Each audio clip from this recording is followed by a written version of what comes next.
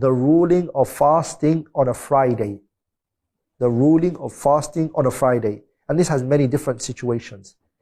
If a person fasts Friday, but also fasts a day before it, or a day after it, this is allowed by unanimous agreement of the scholars. Point number 2.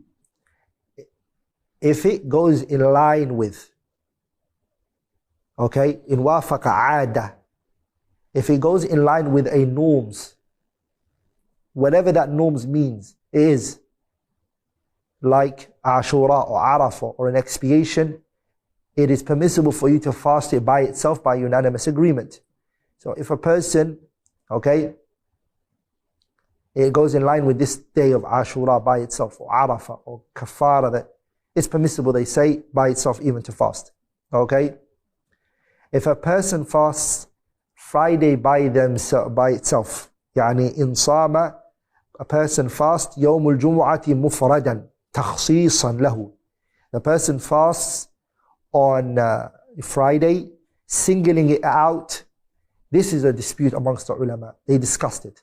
Some of the scholars, they said it is haram for you to single out and Friday by itself. Okay? And if a person does that, singles out a Friday, okay, in fasting, they said this is haram. Another view is it is disliked singling Friday fasting. This is the mashhur min madhhab 𝗪 𝗪 disliked. It's not haram, but it's disliked. And the third view is it is allowed for you to fast Friday unrestrictedly, which is the qawl of Abi Hanifa wa Muhammad ibn Hassan al-Shaybani wa bihi qala Malik wa ashabuhu wa jama'ah. That which seems apparent is that the second view, which is that it's disliked.